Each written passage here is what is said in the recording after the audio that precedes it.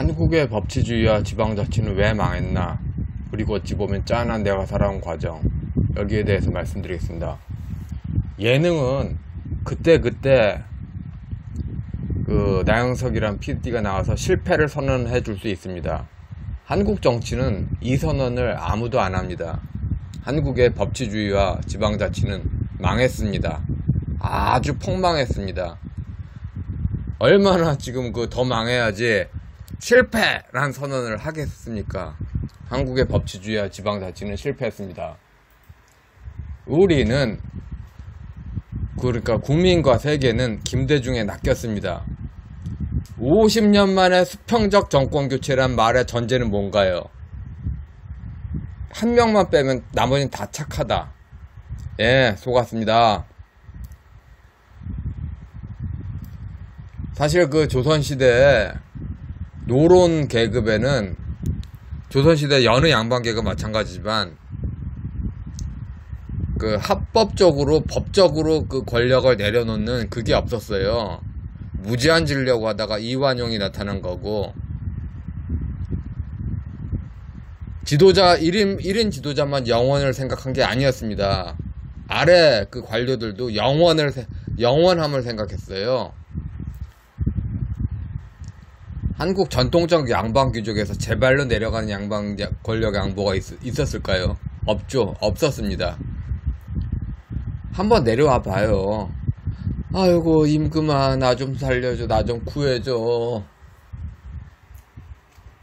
왕조가 망해도 귀족 집엔 영원하다. 이런 한국학은 미친 거죠. 미친 한국학이죠. 사실 시조를 철들어서 읽어보면은, 중고등학교 때는 아무 생각 없이 막 공부했잖아요. 참 외울 가치가 좀 그런 게 좀 있죠. 좀 왜 공부를 해야 되는지 의문인 게 좀 있죠. 군주야, 나 네 거다. 나 좀 구해도. 잉? 이걸 왜 공부해야 되죠? 좌우지간. 귀족대로 우리 가문은 위대한 가문이다. 우리 가문을 높여라. 백성은 백성대로 불의한 부역에서 삶이 폭망되는 것에서 자기 보전을 생각합니다. 꼭 이런 식으로 극한적으로 나가면은 마을마다 다 찢기는 거죠.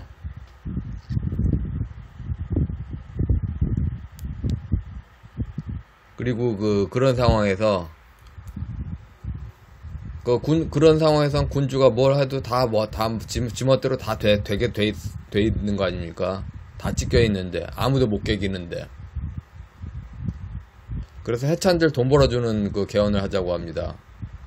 근데 우리가 생각하고 있는 법의 규범성은 이게 아니죠. 이게 아닙니다. 이게 절대로 아니에요. 이렇게 보면 헌법 규범의 법적 성격은 이 헌법 규범에 따라 국민들에 대해 강제를 정립하도록 요구받는 사람들이 이 규범을 실제로 인정하고 또한 이를 기본적으로 준수한다는 사실에 근거한다. 즉, 아이고 잘못 썼네. 헌법 질서인데, 헌법 질서의 최고 규범인 즉 법 질서의 최고 규범인 헌법을 이 규범을 통해 임명된 공직자들이 인정하기 때문에 이 최고 규범 자체와 이로부터 파생되는 다른 일반적 규범들이 하나의 통일적 법 질서에 속하는 법 규범이 된다. 여타의 모든 법 규범이 헌법에 근거하는 반면 헌법의 법 규범은 이를 헌법으로 인정하는 공직자들의 태도에 그 근거를 두고 있는 것이다. 따라서 강제를 정립하는 공직자들이 헌법을 인정하는 것이 곧 국가와 법질서의 궁극적인 규범적 기초이다.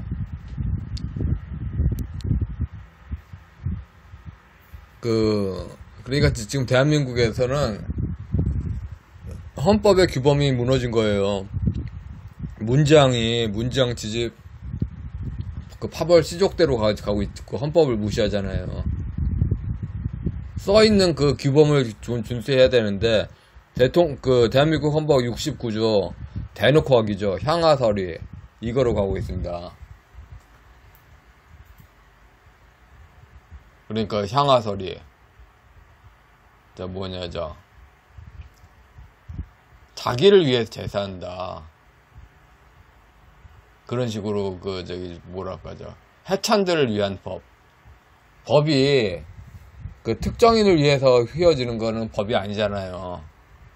근데 그 전통신앙은 아니다. 전통신앙은 괜찮다. 이런 식으로 가는 거죠. 문재앙 검찰총장 시대 열렸다. 군사독재, 좌파독재 스타일이 다릅니다. 군사독재는 1인 지도자에 종속된 관료로서 그때 관료는 이렇게 부패 이미지 아니었습니다. 근데 지금은 관료의 영구 권력을 위한 바지적 우리로서 문재앙이라 보는 게 사실에 근접하겠죠. 궁극적으로 호남 향후의 영남 보스를, 그러니까 김무성 씨를 조선시대 그 선비게임의 룰로 생각하면은 무조건 영남이 피바가지 쓰는 구조임은 고등학생 정도면 누구나 이해할 수 있습니다. 전 국민에게 그 과거에 그 교육된 민주정의당 그 문교부 지적재산권의 그 국민윤리 교과서에는 칸트 실천 이성 비판의 자율도덕을 설명하는 부분이 나옵니다. 정언명령 그걸 말하는 거죠. 한국인은 정언명령을 설명하는 국민윤리 그 교과서를 전제로 지방자치하자, 인간은 우리 국민 안에는 그 도덕법이 있다, 자유를 맡겨야 그 선할 기회를 주는 거지, 자유를 주지 않는데 선할 기회는 무슨 놈의 그거냐, 지방자치 시켜달라, 그렇게 한참 그 바람 잡아서 95년에 지방자치 시작했잖아요. 그래요. 자유를 맡기니까 어떻습니까? 내 의지의 그 경륜이 언제나 동시에 보편적 입법의 원리가 될 수 있도록 행위하라. 이것이 아니라 문재앙과 돕는 호남 시족의 애만 타당하고 나머지는 놀이동절하게 행위하라. 이렇게 하고 있죠. 게다가 광주 지역에서는 광주 공화국을 선포한다. 이런 말까지 하는 사람이 또 정치인이 국회의원이 되기도 했고,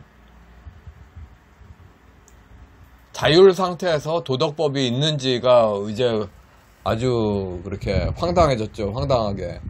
이 공식, 마치 너의 행위 준칙이 자연법칙이 되어야 하듯이 그렇게 행해야하라. 그러니까 자본주의 사회 시민 계급은 자기 하나하나가 객관성을 그렇게 반부해야 된다는 이야기죠. 시족적 자의성 하면 안 된다는 이야기입니다. 의무는 행위의 필연성이다. 의무는 모든 이성적 인간에게 반드시 타당해야 하며, 또한 이런 이유만으로 모든 인간들에게 반드시 하나의 법칙이어야 된다. 그러니까 즉 북한 인권 외면하면서 지네 시족을 온정주의로 감싸주는 거, 이거는 인권이 아닌 거죠. 인권이 아니에요. 이건 문재앙이 인권 변호사가 아닙니다. 또 시족에 연결되는 여자는 인권 보호하면서 아닌 여자의 인권은 그렇게 내팽개치는 박원순 씨, 이것도 인권 변호사 아닙니다. 이런 판단도. 법이란 한 사람의 행위가 또는 그것의 준칙의 측면에서 보자면 한 사람의 자유가 보편 법칙에 의하여 모든 사람의 자유와 병존 가능한 경우 그것은 올바르다. 근데 지금 현재 좌파 입법에서는 특정 시족만을 빨아주는 입법이 남발되고 있어요. 병존 가능 이런 거 전혀 없습니다. 처음부터 그런 걸 배제하고 있어요. 독일인들은 이거 알까? 세계교회협의회 이들 지원하는. 나 지금 독일 철학 말하고 있어. 니네 이 법이론을 알면서도 이렇게 한다면은 사악한 거지 진짜. 세계교회협의회는. 그러므로 보편적 권리 법칙은 다음과 같다. 외적으로 행동하는 경우 너의 자유의 자유로운 사용이 보편 법칙에 의하여 모든 사람의 자유와 상호 병존할 수 있도록 행동하라. 근데 임대차 거기에서는 세입자가 갑이다. 상호 병존 웃기지 마라. 문장의 줄선 호남 관료들의 영원성을 향한 지향성으로 설정된 것은 올바른 법이 아닙니다. 여기서 국민도 속고 세계도 속았습니다. 국민도 속고 세계도 속았어요.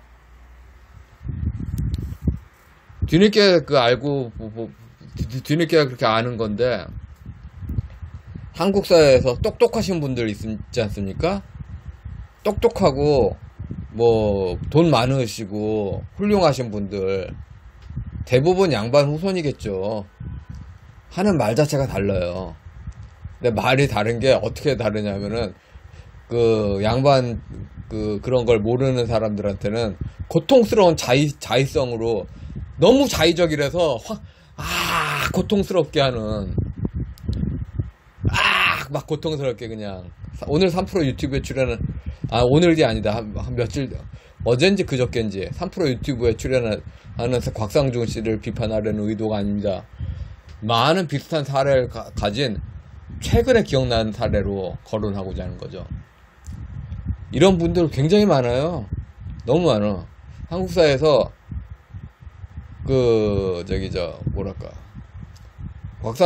곽상중 씨가 경제 이론을 전부 중국 철학 쪽으로 읽는 거예요. 그 다음에 유대인 비판하며, 저는 기독교인으로서 성경의 성경적 이해, 그런 거 좋아하고, 그 다음에 법철학의 법이론의 법철학적인 이해, 그 다음에 난 또 경제학적 이해를 좋아하죠. 그래요. 곽상중 씨가 좋아하는 격언 쓰면은, 약은 약사에게, 의사는 의사에게. 경제학의 본토의 가치를 읽어야죠. 근데, 양반 후손들은 중국 철학적으로 왜곡하고서는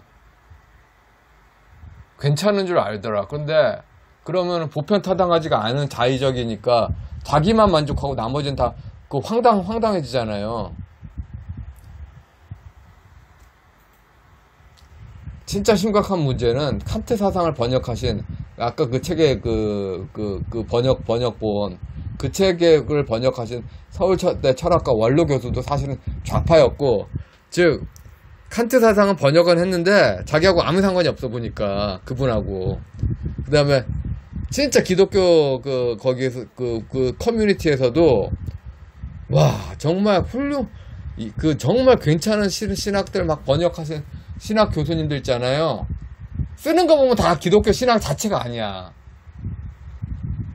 그러니까 이론 잡상인이 꼭 신학 그걸 자기화한 사람이 이라고 볼 수도 없는 거죠. 그러니까 알게 모르게 거의 모든 분야에서 다양하게 서양 문명 한다고 하면서는 다들 양반 시대를 그리워하는 거예요. 근데 그것 때문에 국민에게 닥친 거 세금 폭탄.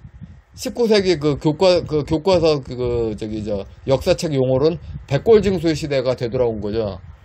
귀족들이 다 조선조를 그리워하면서 백골징수의 시대가 왔습니다. 으아 슬프다 족같아 씨발. 신종교가 이렇게 외형적으로 비슷한 신앙인데 이렇게 다양하게 있으면서, 그 다음에 개신교, 천주교, 불교 등 다양하게 위장해서 있는 상황입니다. 지금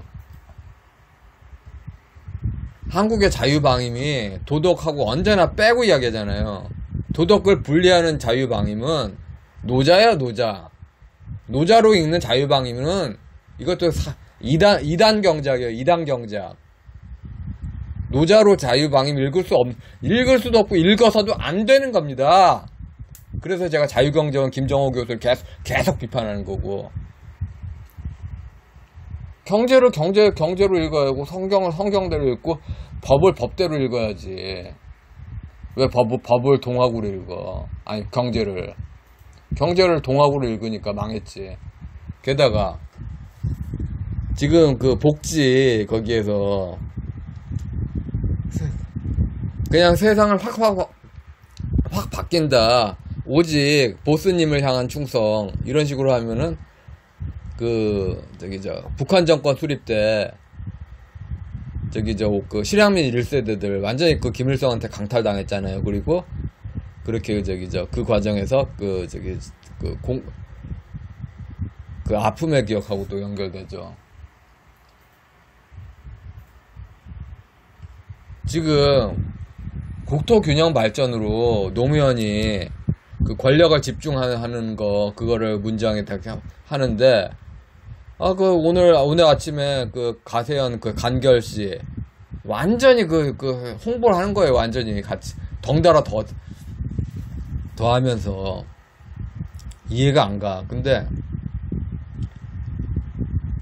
한편으로는 세상의 일반적 기준으로는 제가 딱 할 수 있어요. 정치인 지방자치단체 지방토 기준으로 부패가 기준이고 청렴이 그 극소수 일인데 왜 근데 뒤집어 이야기하면은 또 저라도 원칙을 지켜서 이건 원칙이다, 원칙을 벗어나면 안 된다, 원칙대로 계속 말하는 사람이 그렇게 그렇게 흔들리지 않고 있어야지 사회가 법을 다시 회복할 수 있다 하는 희망이, 저도 참 딱하면서도 저도 이 자세를 더 포기할 수가 없어요.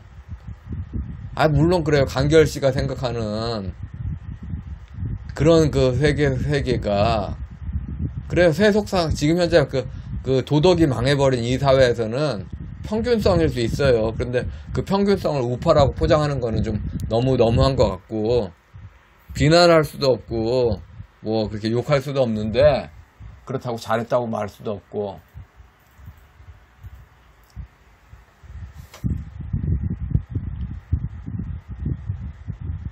정말 지금 현재 자율 이런 거 개념에서 보편 타당하게 행동하는 거, 전 조갑재 기자에서도 계속 비판했잖아요. 개념이 한국사에서 쓰는 약속의 그 개념이 아니다. 그 개념이 아니다. 지금 그리고 그 기독교에서도 그 성경 본문 해석한데도 쭉 본문 해석의 해석의 역사가 있잖아요. 해석사 자체가 약속이고, 그거를 어긋나서 하는 걸 이단이라고 말하잖아요. 우리는 스스로 그 약속을 존중하는 거, 거기서 자유를 느끼잖아요. 근데 신종교인들은 그런 약속이 뭐냐? 그냥 다 무시하고 시족사회로 가자. 시족사회가 자유다. 근데 그렇게 시족사회로 가면은 서로 약육강식에 뭔가 그렇게 하잖아요. 권력 쟁탈전. 권력 쟁탈에 피바가지는 전부 일반인이잖아요. 세금 폭탄의 고통 속에서 절규하는 국민들의 원성 앞에서 만약에 보수가 정권 탈환했다고 봅시다. 현재 19세기 노론사대부처럼 공무원공화국을 만든 현재 귀족사회는 자기들의 비판의 칼을 댈 수 있을까요? 진짜 심각한 문제예요. 그러니까 법의 규범성을 회복해야 됩니다. 법의 규범성을 회복해야 돼요. 해찬들이 법이다. 176석이 법이다.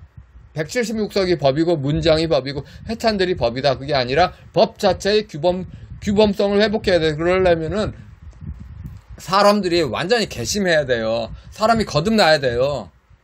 그러니까 개신교로 되면은 완전히 그리스도를 향해서 바뀌는 그런 자세를 해야 되는 겁니다. 경제 자체가 윤리가 분리가 된 게 아니에요. 경제 안에 윤리가 같이 있습니다. 예. 그래서 우리는 지금 현재 법치주의와 지방자치가 망했다. 신종교의 통제를 못해서 망했다. 근데 통제는 규범성 회복, 법의 규범성 회복 뿐이고, 그것은 신종교에서 벗어나서 원래 가치로 돌아오는 것 뿐이다. 예, 여기까지 하겠습니다.